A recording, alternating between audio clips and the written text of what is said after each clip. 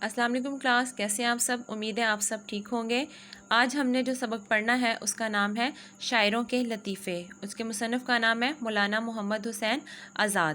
ایک دن لکھنؤ میں میر اور مرزا کے کلام پر دو شخصوں نے تکرار میں طول کھینچا۔ کلام کہتے ہیں گفتگو کو، تکرار بحث کرنا، طول لمبا کھینچا، ٹھیک ہے۔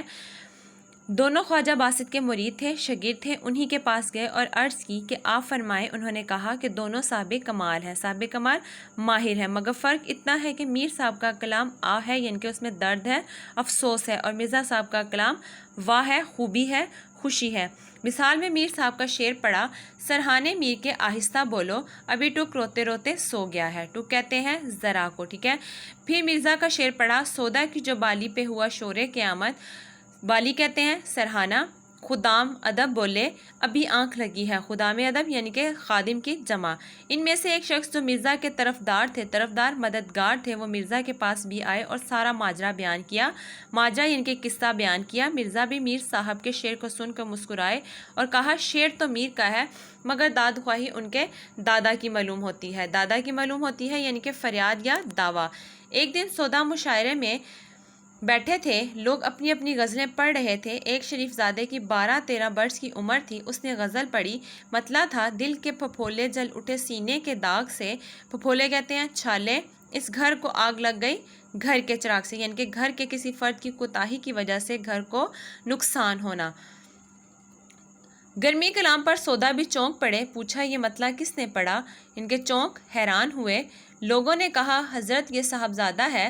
سودا نے بھی بہت تعریف کی، بہت مرتبہ پڑھوایا اور کہا کہ میاں لڑکے جوان ہوتے نظر نہیں آتے، خدا کی قدرت انہی دنوں میں لڑکا جل کر مر گیا۔ ایک دن انشاءاللہ خان جرات کی ملاقات کو آئے، دیکھا تو سر جھکائے بیٹھے کچھ سوچ رہے ہیں۔ انہوں نے پوچھا کہ کس فکر میں بیٹھے ہیں؟ فکر یعنی کہ کس پریشانی میں بیٹھے ہو؟ جرات نے کہا ایک مصرع خیال میں آیا ہے، یعنی کہ آدھا مصرع جو ہے، آدھا شعر جو ہے، چاہتا ہوں کہ مطلع پورا ہو جائے۔ مطلع کہتے ہیں پہلا شعر کو، یعنی کہ وہ کہتے ہیں کہ چاہتا ہوں کہ مطلع ہو جائے، یعنی کہ پہلا شعر جو ہے وہ ہو جائے، آ گیا ہے۔ اور دوسرا انہوں نے پوچھا کہ کیا ہے؟ جرات نے کہا خوب مصرع ہے، مگر جب تک دوسرا مصرع نہ ہوگا تب تک نہ سناؤں گا، نہیں تو تم مصرع لگا کر اسے بھی چھین لو گے۔ سعید شاہ نے بہت اصرار کیا، ضد کی۔ آخر جرات نے پڑھ دیا: اس زلف پہ پھپتی شب دیجور کی سوجی۔ سوجی یعنی کہ ذہن میں آیا ان کے۔ سعید شاہ نے فوراً کہا اندھے کو اندھیرے میں بہت دور کی سوجی۔ جرات ہنس پڑے اور اپنی لکڑی اٹھا کر مارنے کو دوڑے۔ دیر تک سعید شاہ آگے آگے بھاگتے پھرے اور یہ پیچھے پیچھے ٹٹولتے پھرے، ان کو پرکھتے پھرے، یعنی کہ ان کو ڈھونڈتے پھرے۔ ایک مشاعرے میں شیخ امام بخش ناسک ایسے وقت پہنچے کہ جلسہ ختم ہو چکا تھا، مگر خواجہ حیدر علی آتش وغیرہ چند شہرا ابھی موجود تھے۔ یہ جا کر بیٹھے، تعظیم رسمی اور مزاج پرسی کے بعد کہا، تعظیم رسمی یعنی کہ عزت دی، ان کو عزت ان کے پوچھا، اور مزاج پرسی خیریت معلوم کرنا کے بعد کہا کہ جناب خواجہ صاحب مشاعرہ ہو چکا۔ انہوں نے کہا کہ سب کو آپ کا اشتیاق رہا، شوق رہا۔ شیخ صاحب نے یہ مطلب پڑھا: جو خاص ہیں وہ شریک گروہ عام نہیں، شمار دانہ تسبیح میں عام نہیں، یعنی کہ عام لوگوں کے گروہ میں شامل ہوا، یعنی کہ میں جو ہوں وہ عام گروہوں کے لوگوں کے جو گروہ ہیں اس میں شامل نہیں ہوتا۔ چونکہ نام بھی امام بخش تھا، اس لیے تمام اہل جلسہ نے نہایت تعریف کی۔ شاگرد اکثر بے روزگاری کی شکایت سے سفر کا ارادہ ظاہر کیا کرتے تھے، اور خواجہ صاحب حیدر علی آتش اپنی آزاد مزاجی سے کہا کرتے تھے کہ میاں کہاں جاؤ گے؟ 2 گھڑی مل بیٹھنے کو غنیمت سمجھو، اور جو خدا دیتا ہے اس پر صبر کرو۔ ایک دن وہ آئے اور کہا کہ حضرت رخصت کو آیا ہوں۔ فرمایا خیر باشید کہاں؟ یعنی کہ وہ کہتا ہے کہ کہاں جا رہے ہو؟ انہوں نے کہا کل بنارس کو روانہ ہوں گا، کچھ فرمائش ہو تو بتا دیجیے۔ آپ ہنس کر بولے اتنا کام کرنا کہ وہاں کے خدا کو ذرا ہمارا بھی سلام کہہ دینا۔ وہ حیران ہو کر بولے کہ حضرت یہاں اور وہاں کا خدا جدا ہے، یعنی کہ الگ ہے۔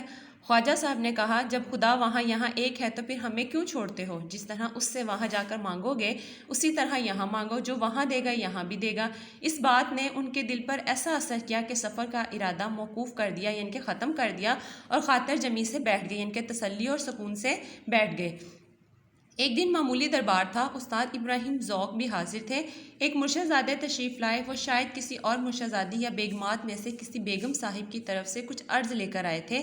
انہوں نے آہستہ آہستہ بادشاہ سے کچھ کہا اور رخصت ہوئے، یعنی کہ چلے گئے۔ حکیم احسن اللہ خان بھی موجود تھے۔ انہوں نے عرض کی، صاحب عالم، اس قدر جلدی یہ آنا کیا تھا اور تشریف لے جانا کیا تھا؟ صاحب عالم کی زبان سے اس وقت نکلا کہ اپنی خوشی سے آئے، نہ اپنی خوشی چلے۔ بادشاہ نے اس کی طرف دیکھ کر فرمایا کہ استاد، دیکھنا کیا صاف مصرع ہوا ہے۔ استاد صاحب نے بے توقف عرض کی کہ حضور، لائی حیات آئے، قضا لے چلی چلے، اپنی خوشی سے آئے، نہ اپنی خوشی سے چلے، یعنی کہ وہ اپنی خوشی سے آئے تھے اور اپنی خوشی سے چلے گئے۔